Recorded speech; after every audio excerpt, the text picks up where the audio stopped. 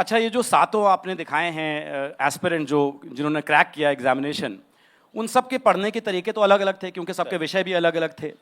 तो कुछ common characteristics आपको मिली? क्या गुर मंत्र हैं जो आप कह सकते हैं कि कॉमन थे इन सातों में, जिसकी वजह से वो आईएएस के एग्जाम को क्रैक कर पाए? बिल्कुल सर, पहला तो ये है कि आपके अंदर वो सपना होना चाहिए जो सबके अंदर सपना था। दूसरा, वो कॉन्फिडेंस होना चाहिए कि आप कर पाएंगे, वो बार बार अपने अंदर लाना पड़ता है कॉन्फिडेंस। तीसरा सर, बहुत बोला गया है कि क्योंकि सिलेबस इतना ज़्यादा है, क्योंकि आजकल इंफॉर्मेशन की भरमार है, तो बहुत टारगेटेड पढ़ाई करनी चाहिए। कुछ भी है वो नहीं पढ़ लेना चाहिए। अखबार भी पढ़ेंगे तो टारगेटेड, अगर आप एक अखबार या दो अखबार डेली पढ़ते हैं तो कौन सा चीज़ आ सकती है।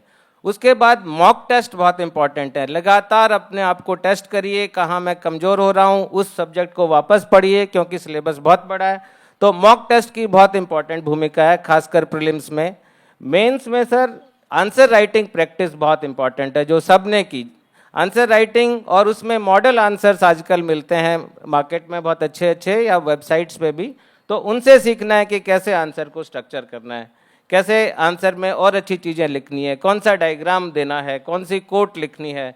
तो इस तरह की चीज़ें जिन्होंने की, और जो बीच में घबराए नहीं, जो बीच में फेल होके चले नहीं गए, जो लगातार लगे रहे, वही लोग अल्टीमेटली सक्सेस होते हैं।